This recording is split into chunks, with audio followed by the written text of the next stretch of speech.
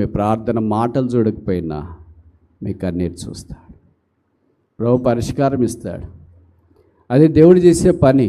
అందుకే 2 రాజులు 25లో చెప్పబడింది, I have seen your tears, I have heard your prayers. నీ కన్నీరు చూసినాను, నీ ప్రార్థన నేను అంగీకరించిన.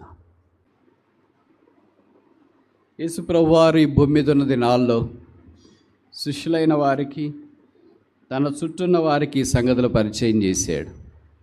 Mark 13:33, mark chapter 13 verse 33. Mark సువార్త 13వ అధ్యాయం 33వ వచనం. Mark chapter 13 verse 33. మార్కు 13:33. 32 చదువుతా. ఆ దినమును గూర్చియో ఆ గడియను గూర్చియో తండ్రి తప్ప ఏ మనుష్యుడైనను పరలోకమందలి దూతలైనను కుమారుడైనను ఎరగరు. కనుక జాగ్రత్త పడుడి, మెలకుగా నుండి ప్రార్థన చేయండి. ఆ కాలం ఎప్పుడు వస్తుందో మీకు తెలియదని బైబిల్లో రాసింటే తెలుసు అని మనం చెప్తున్నాం. మాకు తెలిసి ఎప్పుడు వస్తాడో క్యాలిక్యులేషన్లు అన్నీ చేసేసారు. వాళ్ళకి తెలిసి వీళ్ళకి తెలుసు. ఇక్కడ రాసిన దేవదూతలకే తెలియదంటే మనుషులకి ఎలాగ తెలుస్తుంది? దేవదూతలకంటే గొప్పవాళ్ళ ఏంటి మనుషులు? దేవదూతలు ఎప్పుడు దేవుని సన్నిధిలో ఉండేవాళ్ళు, వాళ్ళకే తెలియదని వాక్యంలో ఇంత స్పష్టంగా రాస్తే మనుషులు ఏదో క్యాలిక్యులేషన్ వేసి పలానా రోజు వస్తాడు, పలానా రోజు రాబోతున్నాడు అని చెప్తా ఉంటే దాన్ని పలానా రోజు వస్తాడంటే కదా బ్రదర్, దాన్ని ఇంకా వైరల్ చేస్తున్నారు వీళ్ళు. ఎవరు చెప్పినా ఎన్న అమ్మద్దండి, బైబిల్లో రాశారు కదా. ఎవరికి తెలియదు ఎప్పుడు వస్తున్నాడో మీకు తెలియదు. ఈ డు నాట్ నో అంటే వీ నో అంటే ఏమైనా అర్థం ఉందా దీనికి? ఏమంటారు? అవిదైతే అంటే ఇదే కదా. మీకు తెలియదంటే మాకు తెలుసు అంటే ఏమైనా అర్థం? చాలాసార్లు మనం అలాగే ప్రవర్తిస్తాం. మరి మనకు తెలియదు, ఏం చేయాలా? మెలకువగా ఉండి ప్రార్థన చేయాలి. కనుక మొదటి సంగతి ఏంటి? సప్లికేషన్, ప్రార్థన. సిద్ధపాటులో ప్రార్థన మనల్ని సిద్ధపరుస్తుంది. కనుక ఆధ్యాత్మిక క్రైస్తవ జీవితం యేసుప్రభు రాకడి కొరకు మనం సాగిపోతున్నప్పుడు ప్రార్థన చాలా ప్రాముఖ్యమైనది. యేసుప్రభు వారు కొండ మీద ప్రసంగంలో 5, 6, 7 అధ్యాయాల్లో శిష్యులకు ఎలాగ ప్రార్థన చేయాలో నేర్పించిన సంగతి మనకు పరిచయం. అందుకే 6వ అధ్యాయంలో మీరు ప్రార్థన ఇలాగూ చేయుడి అని యేసుప్రభువే శిష్యులకు బోధిస్తూ వచ్చినాడు. ఆ సంబోధనే పరలోకమందున్న మా తండ్రి. ప్రార్థన ఎలాగ అనేది తెలుసుకోవాలనుకుంటే యేసుప్రభు ఎలాగ ప్రార్థన చేసినాడో అది మనం చూసుకోవాలా, చదువుకోవాలా. అలాగే భక్తులు ఎలాగ ప్రార్థన చేసినారో అది చూడాలా, అది చదువుకోవాలా. ఆ ప్రకారం చేయడానికి ప్రయత్నం చేయాలి. నేను మీకు ఒక విషయం చెప్పదలుచుకున్నా. బైబిల్ అంతట్లో ఎవరైనా స్టార్టింగే హల్లెలూయా హల్లెలూయా హల్లెలూయా స్తోత్రం స్తోత్రం స్తోత్రం స్తోత్రం స్తోత్రం స్తోత్రం యేసుప్రభువా యేసుప్రభువా అని ప్రార్థన ఆరంభించిన వాళ్ళు ఉంటే ఒక్కరని చెప్పండి. ఉన్నారా? అబ్రహాం 18వ అధ్యాయంలో ఆదికాండంలో చేసిన ప్రార్థన ఎంత చక్కగా రాయబడింది. సర్వలోకమునకు తీర్పు తీర్చు దేవా, 50 మంది ఉంటే నాశనం చేయవు కదా. 45, 40, 30, 20, 10 అక్కడ ఎక్కడైనా రాసినారా? స్తోత్రం స్తోత్రం స్తోత్రం స్తోత్రం హల్లెలూయా హల్లెలూయా. అది ఆరంభంలో రాయబడిన ప్రార్థన. అక్కడి నుండి చివరి ప్రార్థన. బైబిల్లో చివరి ప్రార్థన ఏంటో తెలుసా? What is the last prayer in the Bible? బైబిల్లో చివరి ప్రార్థన ఏంటి? వ్రాయబడిన చివరి ప్రార్థన. మీ అందరికీ తెలుసు, కానీ అది మీరు ప్రార్థన అనుకోరు. ప్రకటన గ్రంథం 22వ అధ్యాయం 20వ వచనం. Revelation chapter 22 verse 20. అవును, త్వరగా వస్తున్నానని చెప్పుచున్నాడు. ఆమెన్. ప్రభు అయిన యేసు, even so lord Jesus come. This is the last prayer of the Bible. బైబిల్లో వ్రాయబడిన ఆఖరి ప్రార్థన ఏంటంటే even so lord Jesus come. ప్రభు అయిన యేసు రమ్ము. ఈ ప్రార్థనలు అన్నిట్లో మనం చూస్తే ఎక్కడైనా ఇప్పుడు మీరు ఆయా స్థలాల్లో వినే ప్రార్థనలో ఎక్కడైనా రాసినారా ఇవి? కొంతమంది చెప్తుంటారు కదా, ప్రార్థన అంటే మనం దేవుడితో మాట్లాడమే, మన అక్కర్లు చెప్పుకోవడమే అని. అది కూడా మంచిదే. అదేంటంటే కేజీ ప్రేయర్. ప్రార్థనలో చాలా దశలు ఉంటాయి. చదువులో కూడా చదువు అయిపోయిందని ఒకటో తరగతి చేరిన వెంటనే చదువు అయిపోయిందని వస్తే అయిపోయినట్లేనా? 10th క్లాస్ పాస్ అయ్యి నాది కూడా చదువు అయిపోయిందంటే అయిపోయినట్లేనా? There is a lot to go. ఇంకా చాలా చదివేది ఉంది. దానికి ఏం అంతమేం ఉండదు. అలాగే మనం ఏదో కొద్దిగా ప్రార్థన, దేవా నా కష్టాలు తీర్చున్న, ఆపదలు తీర్చని ప్రార్థన నేర్చుకుంటే ప్రార్థన వచ్చినేసినట్లేనా? ఆ ప్రార్థనలో ప్రాథమికమైంది యేసుప్రభువు వారు మత్తయి సువార్త 6వ అధ్యాయంలో చెప్పాడు. కొంతమంది అంటుంటారు నన్ను, మీ సహవాసంలో అంతా బాగుంది కానీ ఈ పరలోక ప్రార్థన చివర్లు చెప్పరేంటండి అని. నేను వాళ్ళని అడగారు, ఎందుకు చెప్పాలండి అని. కాదండి అందరు చెప్తున్నారు కదా, మీరు చెప్పడానికి ఏమి అని. అప్పుడు నేను అన్నాను, యేసుప్రభువు వారు ఆ పరలోక ప్రార్థన శిష్యులకు నేర్పాడు. ఆ తర్వాత ఎప్పుడైనా యేసుప్రభువు వారు ప్రార్థన అయిపోయిన తర్వాత ఈ ప్రార్థన చేశాడా? ఆఖరి ప్రార్థన మనందరికీ తెలుసు కదా, యోహాను సువార్త 17. ఆ ప్రార్థన అయిపోయిన తర్వాత ఈ ప్రార్థన చేయాలి కదా, పరలోకమందున మా తండ్రి నీ రాజ్యం వచ్చును గాక నీ చిత్తం అది చేయాలి కదా, చేయలేదే. పోనీ శిష్యుల దగ్గరికి వస్తాం, పేతురు, అపోస్తులుడు, వీళ్ళందరూ ప్రార్థన చేసినారు. అపోస్తుడైన పౌలు చాలా సంఘాల కొరకు ప్రార్థన చేసినాడు. అసలు ఆయన పేరే ప్రార్థనా పాడు, ఎందుకంటే బిహోల్ ది ప్రేయర్, ఆయన ప్రార్థన చేయించున్నాడని ఆయన గురించి చెప్పబడుతూ వచ్చింది. కనుక ఆయన చాలా ప్రార్థనలు చేసినాడు. మీరు దేవుని యొక్క మహాత్మ్యం ఎరగాలని, ఆయన పోలికలోనికి రావాలని, నేను మీ విషయమై విడవక మానక ప్రార్థన చేయించున్నాను అని అన్నాడు. మరి అప్పుడేంటి సైడ్ చేయలేదేంటి? మర్చిపోయాడా? రాదా? తెలియదా? ఆ తర్వాత ఎక్కడ ఈ ప్రార్థన మనకు కనపడదు. అంటే తప్పని కాదు అర్థము, ఇది కేజీ ప్రార్థన, సాధారణంగా మనం నేర్చుకోవాల్సిన బేసిక్ ప్రేయర్. ఆ తర్వాత మామూలుగా మన ప్రార్థన అంటే మన అక్కలు దేవుడికి చెప్పుకోవడం, తండ్రితో ఎలాగ మాట్లాడతామో అలాగే మాట్లాడుకోవడం అండి అని. సత్యదాకా అలాగే మాట్లాడతారా తండ్రితో? ఓ పిల్లోడు చిన్న చదువుకునేటప్పుడు డాడీ చాక్లెట్ మమ్మీ చాక్లెట్ అంటాడు. 40 ఏళ్ళకి వచ్చినా కూడా డాడీ చాక్లెట్ మమ్మీ చాక్లెట్ అంటే ఎలా ఉంటుంది? పక్కన భార్య, కొడుకు, పిల్లలు వీళ్ళంతా చూసి ఏమంటారు? మనిషి పెరిగినావు కానీ బుద్ధి పెరగలేదురా.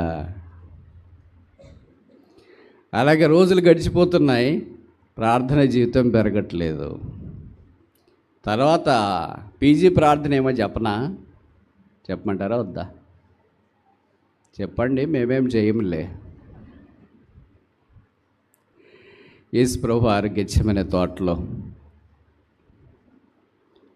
చేసిన ఆఖరి ప్రార్థన మనకు పరిచయం. అది కూడా ప్రార్థన. ఆయన చెమట రక్త బిందువులుగా మారింది. ఆ ప్రార్థన ఏంటంటే, not my will but thy will be done. నా చిత్తము కాదు, నీ చిత్తమే. That's PG prayer. Prayer is not just telling what we need to God.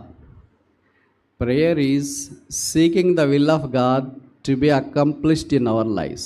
మన జీవితాల్లో దేవుని చిత్తము నెరవేర్చబడటానికి మనల్ని మనం అప్పగించుకునే స్థలమే, సమయమే ప్రార్థన. ఇప్పుడు చెప్పండి, మనం కేజీ ప్రార్థన చేస్తున్నాం, పీజీ ప్రార్థన చేస్తున్నాం? ఏది లేదా?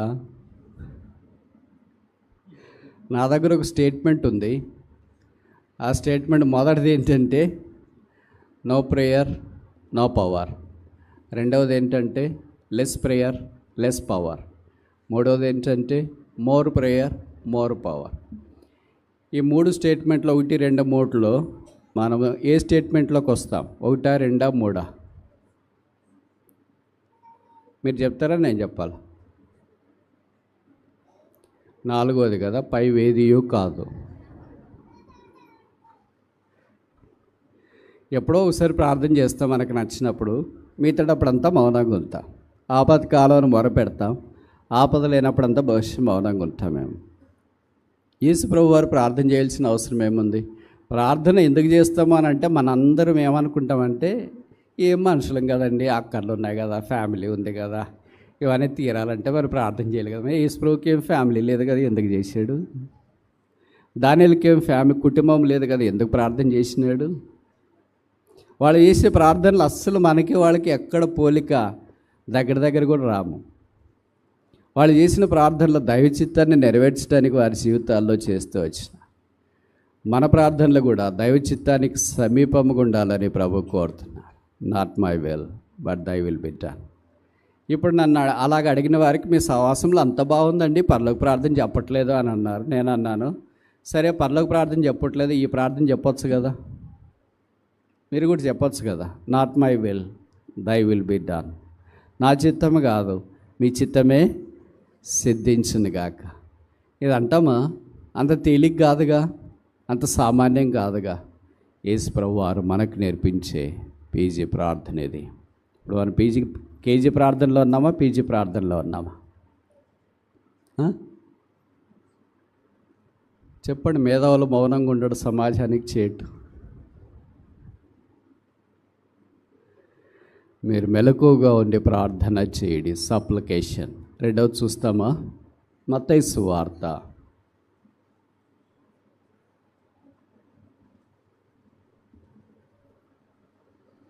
22వ అధ్యాయం, చాప్టర్ 22. మత్తయి 22.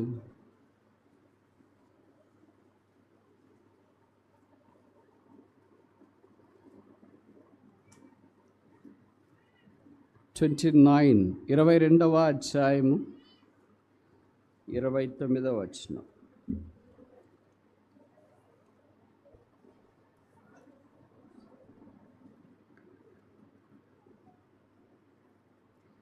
(22 verse 29).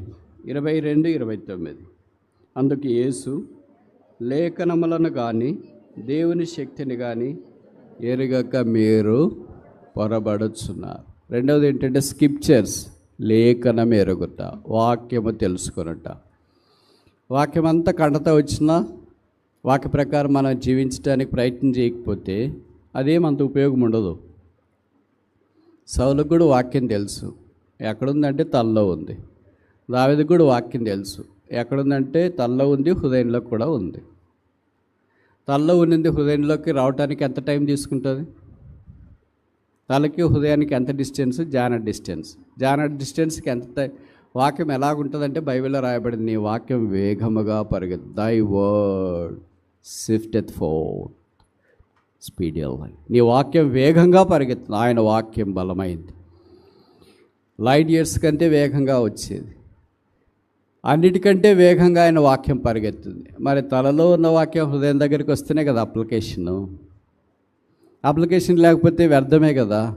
మనలో చాలామందికి వాక్యం తెలుసు, కడత తెలుసు, బోధించడం తెలుసు, నేర్చుకున్నది తెలుసు, ఇతరులకు చెప్పేటప్పుడు మనకు తెలుసు. కానీ అన్వయించుకోవటానికి వచ్చేటప్పుడు ఆ వాక్యాన్ని మనం అన్వయించుకోవడం చాలా విషాదకరమైన సంగతి. దేవుడు బలమైన వారినిగా వాడుకోవట్లో కొంతమందిని గొప్పతనం ఏంటంటే ఆ వాక్యాన్ని వారు అన్వయించుకోవటానికి ఇష్టపడారు. యేసు ఏదైతే బోధించినాడో అది చేశాడు, ఏది చేశాడో అది బోధించినాడు. మామూలు మనం ఎలాగుంటుంది, ఏది చేయమో అది బోధిస్తాము, ఏది చేస్తామో అది బోధించడానికి రాదు. అర్థమైంది నేను చెప్పే మాటలు? ఏది చేస్తామో అది బోధించడానికి రాదు, ఎందుకంటే అది బోధించేది కాదు కదా చేసేది.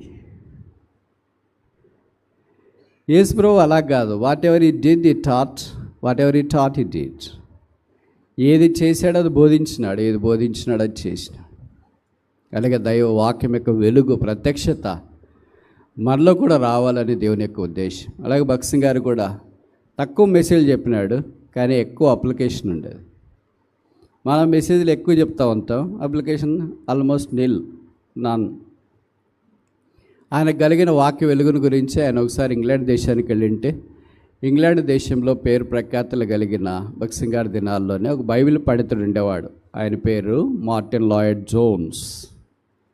ఆయన భక్సింగ్ గారిని కలుసుకొని ఇలాగ అడిగాడంట, బ్రదర్ భక్సింగ్, what is the mystery that you have such a great light of the word of God. దేవుని వాక్యం యొక్క వెలుగు మీలో ఇంత బలంగా ఉండే మర్మం ఏంటి, రహస్యం ఏంటని. మనమైతే ఏదో చెప్తాం, కంకర్డెన్స్ చదివినా, యూట్యూబ్ చూసినా, అది విన్నా, ఇది విన్నా, బైబిల్ కాలేజ్ థియాలజీ వేసినా అని. భక్సింగ్ గారు ఎంత సామాన్యమైన సరళమైన జవాబు చెప్పాడంటే, I read the Bible on knees. మోకాళ్ళ మీద నేను బైబిల్ చదువుతా. ఇది కష్టమా అండి? ఫీజు కట్టాలా? అప్లికేషన్ ఫిలప్ చేయాలా? ఎవరైనా హెల్ప్ తీసుకోవాలా? ఎవరిది అవసరం లేదు. I read the God's word on knees. దేవుని వాక్యాన్ని మోకాళ్ళ మీద నేను చదువుతా. దేవుని వాక్యం మనం ఎరిగినప్పుడు తప్పిపోకుండా వాక్యం మనల్ని కాపాడుతుంది. అందుకే 119, 150 అనుకుంటా, నీ వాక్యం నా పాదములకు దీపము, నా త్రోవకు వెలుగు. ప్రభువు దినాన్ని మన కొరకు రాబోతున్నాడు. ఆయన వాక్య ప్రకారం మనం జీవించాలని కోరబడుతున్నాము అని వాక్యం మనకు తెలియజేస్తుంది. మూడోది చూస్తామా? హెబ్రీ పత్రిక 10:25. హెబ్రీ 10:25. Hebrew chapter 10:25.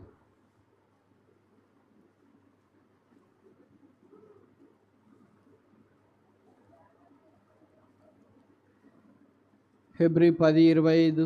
మనకు తెలుగులో 24-25 కలిసి ఉన్నాయి. నేను చదువు. కొందరు మానుకొనుచున్నట్టుగా సమాజంగా కూడట మానక ఒకరినొకడు హెచ్చరించు ఆ దినము. ఏ దినము? వెరీ గుడ్, చాలా బాగా చెప్పారు. ఇంత బాగా చెప్తారని నేను అనుకోలేదు. ఆ దినము, ఆ దీర్ఘం ఎక్కడ దాకా వెళ్ళింది?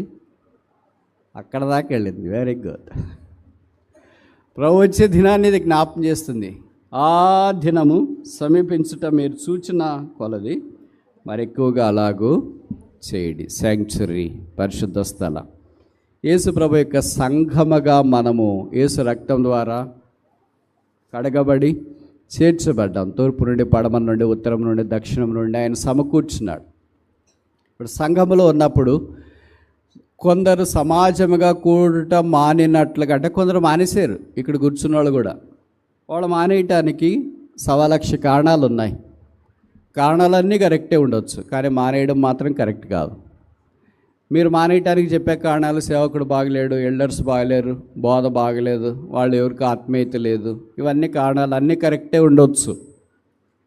కానీ మీ కారణాలు బట్టి మీరు మానేయడం మాత్రం కరెక్ట్ కాదు. ఈ కారణాలు ఉన్నా కూడా మీరు వచ్చింటే మందిరానికి, అది కరెక్ట్. మందిరానికి 5 రకాలైన ప్రజలు వస్తారు. మొదటి రకం చెప్పమంటారా? ఫార్మల్ బిలీవర్స్, అంటే వస్తుంటారు పోతుంటారు. హిందీలో ఒక సామెత ఉంది, ఆయారాం గాయారాం. వచ్చినారు, కూర్చున్నారు, వాళ్ళు ఫేషియల్ ఇండెక్స్ ఉంటుంది కదా, FRS అని, అది వేసుకున్నారు, ప్రభుత్వం వెళ్ళిపోతూ ఉంటారు. యాప్లో పడిపోయింది. ఎందుకు వచ్చినారో వాళ్ళకి తెలియదు, ఎందుకు వెళ్తున్నారో కూడా అసలే తెలియదు. అది మొదటి రకం. రెండో రకం ఏంటంటే ఫెస్టివ్ బిలీవర్స్, పండగలప్పుడు వస్తారు. గుడ్ ఫ్రైడే, ఉపవాసము, ఈస్టరు, క్రిస్మస్, January 1 పండగలప్పుడు కూడా వెళ్ళకపోతే ఎలాగండి? అలాంటి వాళ్ళు ఇక్కడ కొంతమంది ఉన్నారు. వాళ్ళు పండుగ విశ్వాసం వస్తారు. వచ్చినా కూడా ఎక్కడో కూర్చొని ఉంటారు.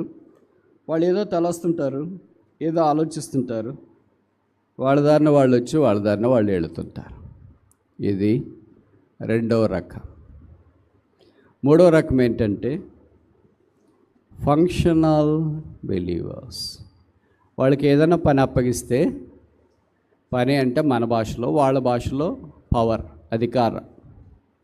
ఏదైనా పరిచయం, సండే క్లాస్ టీచరా, యూత్ లీడరా, కిచెనా, ఏదో ఒకటి ఇన్ఛార్జ్ ఇచ్చినారంటే వాళ్ళు వస్తుంటారు. అది లేదనుకో ఇంకోళ్ళు రారు. అది మూడవ రకం. నాలుగవ రకము, ఇది చాలా డిఫరెంట్ రకం, ఫాల్ట్ ఫైండర్స్.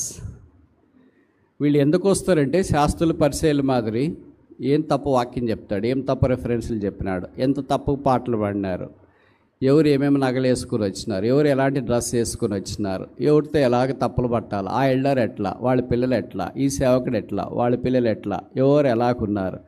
వీళ్ళు పనే ఫాల్ట్ ఫైండింగ్ అనమాట. వీళ్ళు డైరీ కూడా రాస్తుంటారు.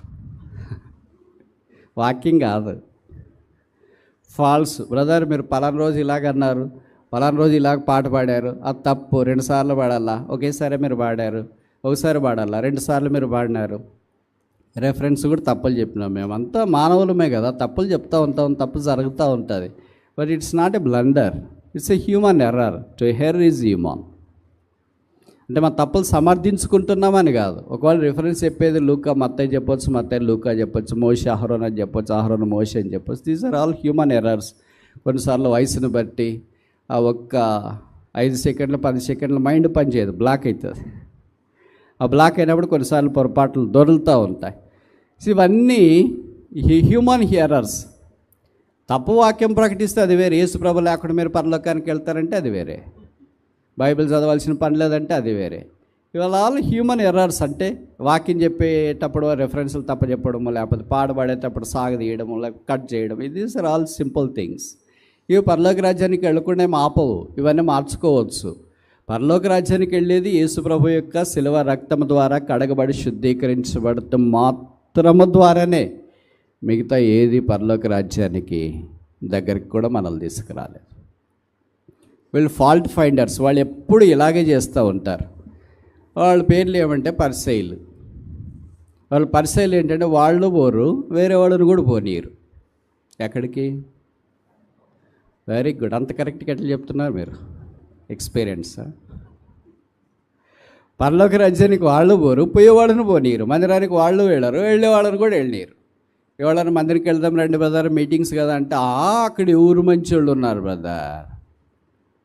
ఎవ్వరు మంచోళ్ళు లేదు. స్టేజ్ మీద ఉండేవాళ్ళు మొదలుకొని కింద చెప్పల స్టాండ్లో ఉండేవాళ్ళు దాకా ఒక్కరు మంచోళ్ళు చెప్పండి బ్రదర్, నేను అక్కడే వచ్చి ఉంటా. మంచోళ్ళు కాదు కనుక ఇక్కడికి వచ్చినావు, మంచోడు కనుక నువ్వు బయటే ఉండవు.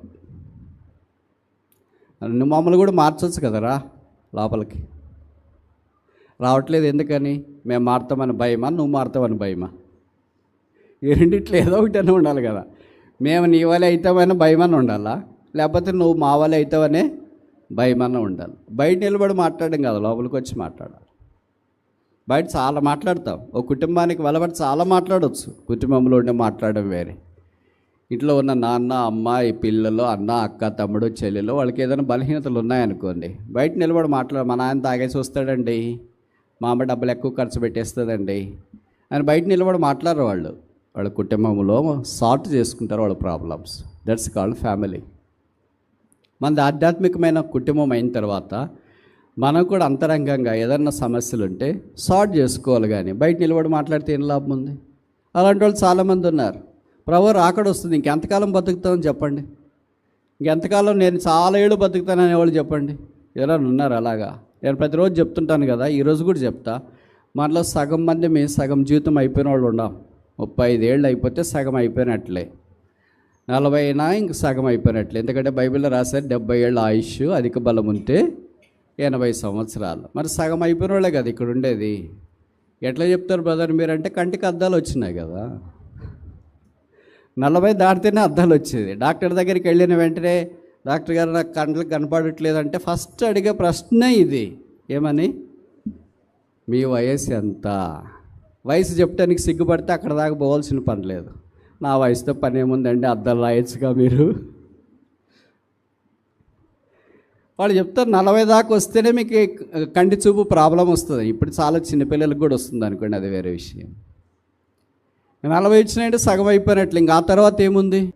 ఇప్పుడు 40 ఏళ్ళ దాకా బహుశా బైబిల్ 40 ఏళ్ళ దాకా ఏం జరుగుతుందంటే మనం చెప్పినట్లు శరీరం వింటుంది. 40 తర్వాత ఏం జరుగుతుందంటే శరీరం చెప్పినట్ల మనం వినాల. నువ్వు కింద కూర్చోలేవు, కుర్చీలో కూర్చుంటే సరేలే.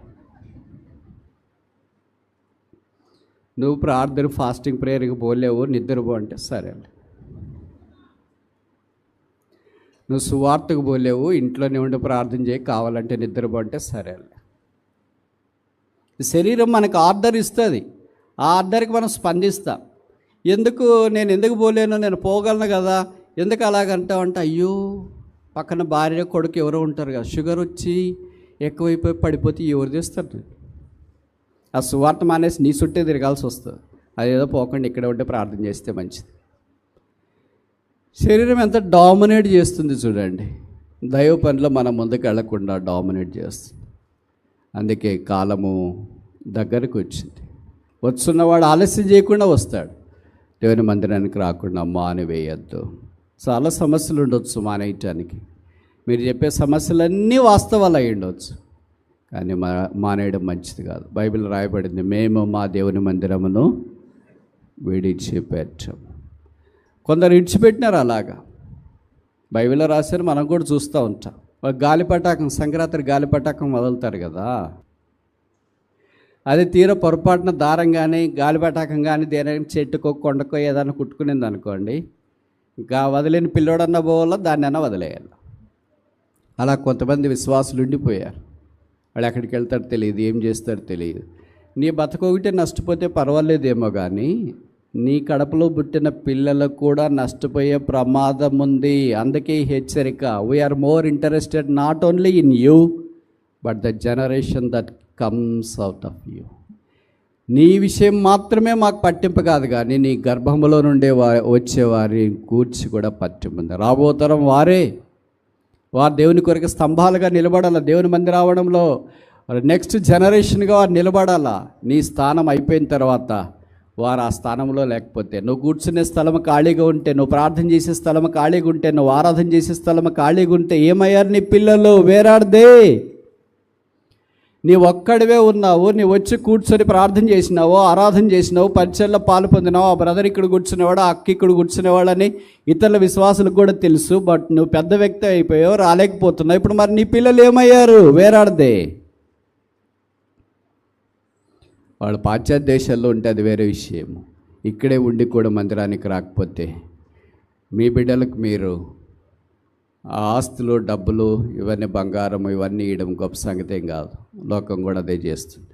అందుకే నేను ఎప్పుడు చేస్తుంటా, క్రైస్తవులు వారి పిల్లలకి రెండే ప్రాముఖ్యంగా ఇవ్వాలి. మొదట గాడ్, రెండవది ఎడ్యుకేషన్, చదువు. మీరు ప్రభువుని పరిచయం చేయకుండా ఉంటే తల్లిదండ్రులుగా వారి విషయంలో సరైన విధానంలో పేరెంటింగ్ చేయలేదని అర్థం. ఏం చేస్తాం బ్రదర్, చెప్తే వినరు బ్రదర్, ఇప్పుడు మాట వినరు కదా బ్రదర్, బలవంతం చేస్తామా బ్రదర్, ఇవన్నీ మామూలుగా మనం చెప్పే మాటలు. బైబిల్ ఏం రాశారు తెలిసిన? సమూయేలును గురించి. సమూయేలు కుమారులు చేసి చెడతానని ఏం చేయలేదంట?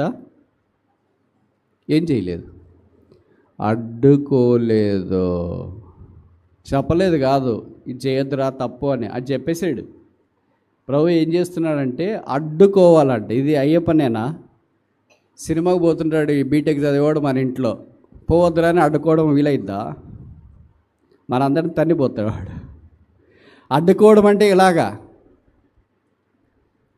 ఇలాగా పోతా ఉంటే వద్దు, వెళ్ళొద్దు అని అడ్డుకోవడం వీలవుద్దా? బైబిల్లో రాసినారు. అంటే అది లిటరల్గా చేయమని కాదు దాని అర్థము. ప్రార్థన ద్వారా వారిని ప్రభు దగ్గరికి తీసుకురావాలని. సమూయేలు వచ్చినాడు, కానీ ఆ తర్వాత కుమారులు రాలేకపోయారు. This is the tragedy of the church today. ఇది నాన్న సంఘాల యొక్క దుస్థితి. ఇది ఉన్న సమూయేలును బట్టి సంతోషిస్తున్నాము, కానీ సమూయేలు తర్వాత వచ్చే జనాల సంగతి ఏంటి? మన తర్వాత వచ్చే రాబో తరం ఏంటి? అందుకే మీ పిల్లలైన వారికి ప్లాట్లు ఇస్తాం, ఇల్లు ఇస్తాం, వాకిలు ఇస్తాం, బండి ఇస్తాం, కారు ఇస్తాం, ఇవన్నీ చెప్పి డైవర్ట్ చేసి చదువు లేకుండా బీటెక్లో 4 ఏళ్ళు అట్లా ఇట్లా చెట్ల కింద తిరిగేసి అయిపోయిన తర్వాత నాకు ప్లాట్ ఇస్తానన్నారు కదా, ఇవ్వండి, బండి ఇస్తానన్నారు, ఇవ్వండి. నువ్వు ఒక ప్రయోజకుడైతే ఇవ్వాలనుకున్నా, అట్ట చెప్పలేదు మీరు. అప్పుడు నాకు ఇచ్చేస్తామన్నారు, ఇవ్వండి. తప్పైన కుమారుడు ఒకటి తయారవుతాడు ఇంట్లో. అందుకే మీరు ముందే ఇట్లాంటివన్నీ చెప్పేసి మరి ఎక్కడ కాకుండా చేయొద్దండి.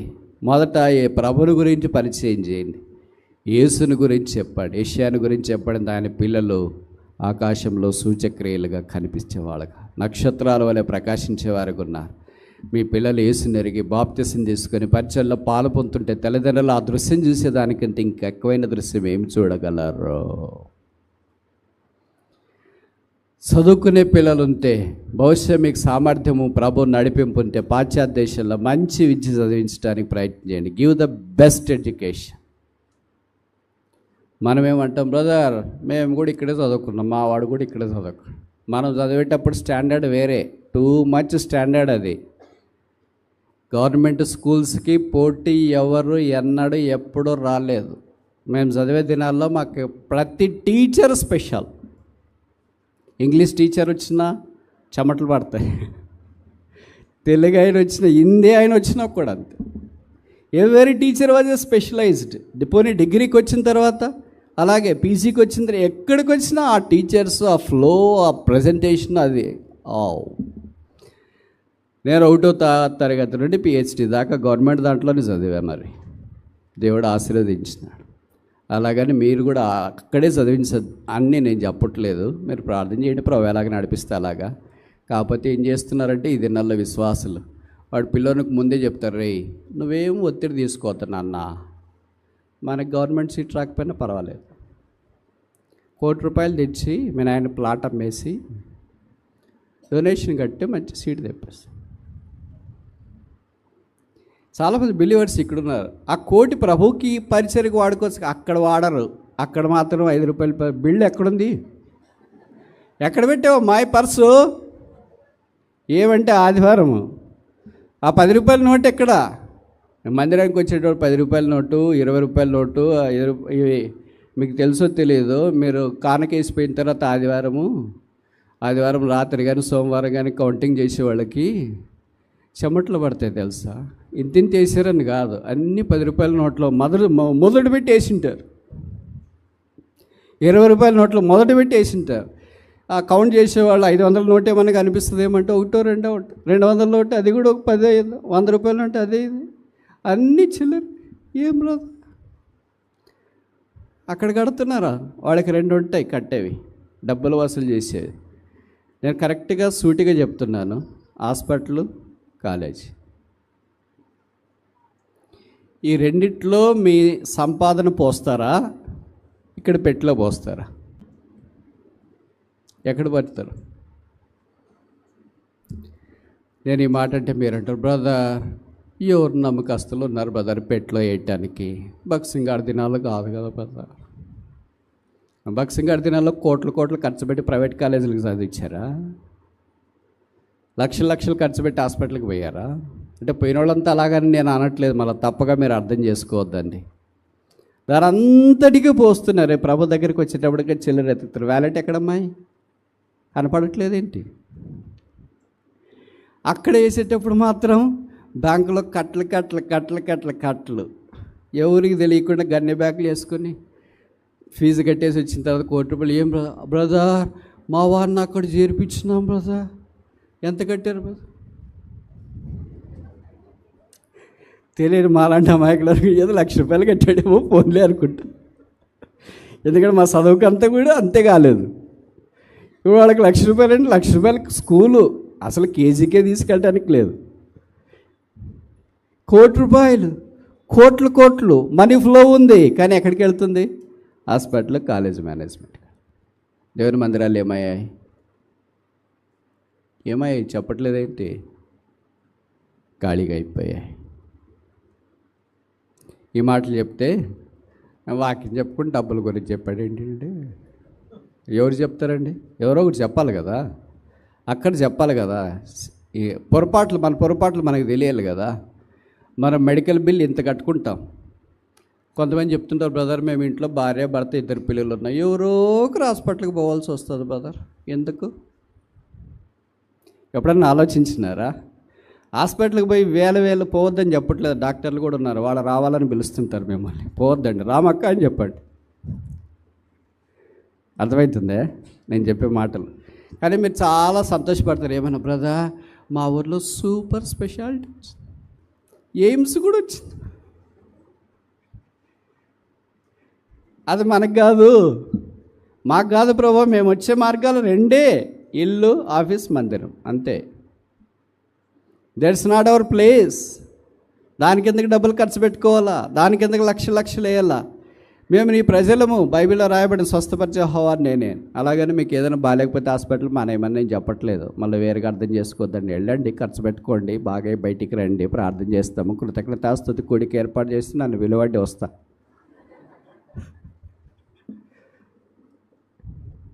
కానీ చాలా సందర్భాల్లో మనమే కొని తెచ్చుకుంటాం. అలాగ మనం ప్రభు పరిచయలో వాడే డబ్బులు ఎవరికో పోతుంది. మంటేస్తుంది మాకు. మీకు అనిపించట్లేదేమో కానీ ఇక్కడ నిలబడి బోధించే మాకు కడుపులో మంట పుడుతుంది.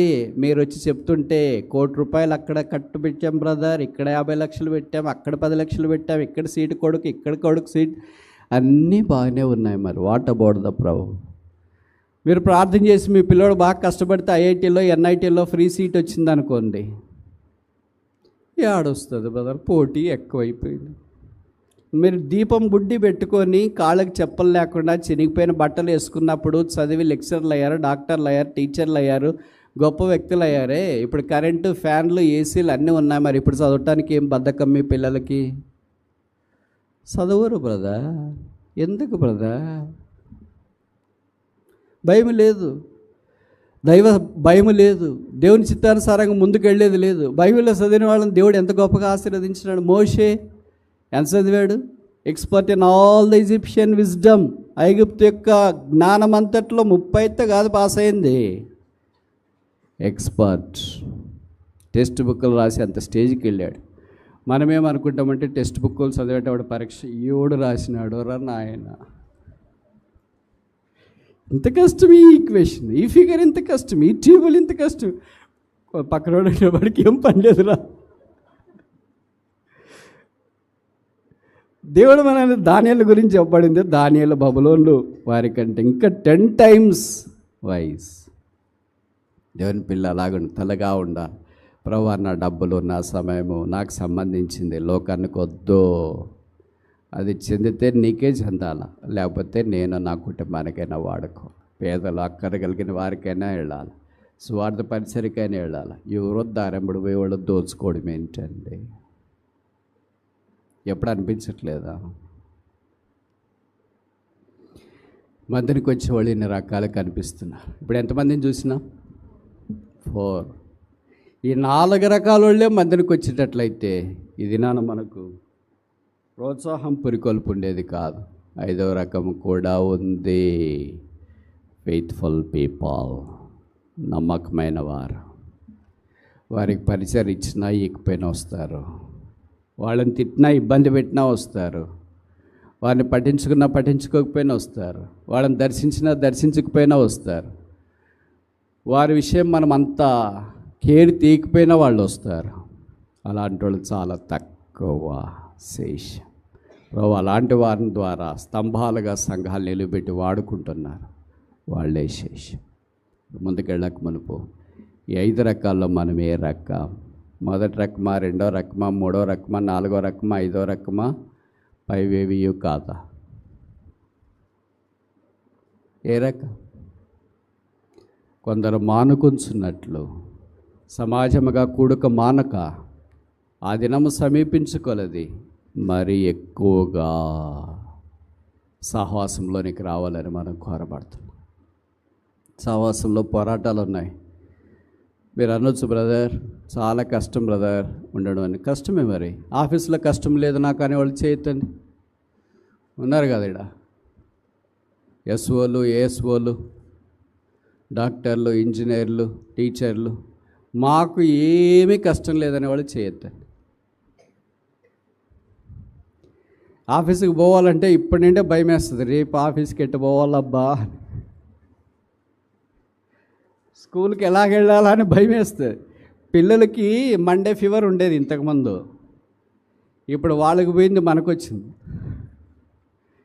ఏదో శని ఆదివారాలు మర్చిపోయి వాక్యం అనే ప్రభు సన్నిధిలో బాగా విన్నాము. రాత్రి పడుకుంటే నేను నిద్ర పట్టదు బ్రదర్. ఎందుకు బ్రదర్? నెక్స్ట్ వీక్ అంతా ఉద్యోగం, కొత్త కొత్త యాప్లు వచ్చినాయి, సిస్టంలు వచ్చినాయి, ఆఫీసర్లు తిడుతున్నారు, రకరకాల టార్చర్లు, బాధలు, చెప్పుకోలేము, బయటికి మాట్లాడలేము. ఇంటికి వస్తే భార్య, పిల్లలు, ఇవన్నీ పోరాటాలు. ఉద్యోగం వచ్చేదాకా ఏమంటామంటే బ్రదర్ ఏదో ఒక ఉద్యోగం వచ్చేటట్లు ప్రార్థించి. యవనస్తులు చెప్తుంటారు మా దగ్గరికి, బ్రదర్ ఏదో ఒక ఉద్యోగం వచ్చిన. సరే, ఇప్పుడు ఉద్యోగం వచ్చిన వాళ్ళు అడగండి ఎట్లన్నా అని. ఎప్పుడు రిటైర్డ్ అయిదామా అని ఎదురు చూస్తున్నా నేను కూడా. ఉద్యోగం వచ్చిన వాళ్ళు ఇప్పుడు ఏం చేస్తున్నారు? రిటైర్మెంట్ కొరకు, విఆర్ఎస్ కొరకు ఎదురు చూస్తున్నారు. ఇంక చేయలేము బ్రదర్, చేత కాదు బ్రదర్. పాతకాలంలో గవర్నమెంట్ ఉద్యోగం అంటే చాలా కంఫర్టబుల్గా అనిపించేది, తేలిగ్గా. టీచర్ ఉద్యోగం అంటే ఉదయాన్నే లేయడము, అంత సర్దుకోవడము, బుట్టల బ్యాగ్గా మీరు కర్రల బ్యాగ్ అంటారా, దాంట్లో బాక్సులు, లంచ్ బాక్సులు పెట్టుకోవడం, నాప్కిన్ పెట్టుకోవడం, వాటర్ బాటిల్ పెట్టుకోవడం, దాన్ని తీసుకొని బయటకు వస్తే షేర్ ఆటో ఉంటుంది, ఆపితే అక్కడ నిలబడి మన స్కూల్ దగ్గర వదులుతుంది. 4 గంటలు అయిపోయిన తర్వాత స్కూల్లో నుండి బయలుదేరి మళ్ళీ ఖాళీ బ్యాగ్తో వచ్చి ఆటోలో కూర్చుంటే ఇంటి దగ్గర వదిలేస్తుంది. ఎట్లుంది అక్క ఉద్యోగం? చాలా బాగుంది కదా, ప్రార్థన. ఇప్పుడు అట్ట కాదు, బుట్టల బ్యాగే తీసుకుంటావు కానీ ఆ షేర్ ఆటోలో కుదరట్లేదు. ఇంకా అర్లీకి వెళ్ళాల్సి వస్తుంది, ఇంకా యాప్లు ఉంటాయి, ఇంకా ఫోటోలో అప్లోడ్ చేయాల్సి వస్తుంది, ఇంకా అటెండెన్స్ ఎవరో ఊర్లో వాళ్ళు వస్తారు, వాళ్ళు తిడతారు, వీళ్ళు తిడతారు, వాళ్ళు మాట్లాడతారు, వీళ్ళు మాట్లాడతారు.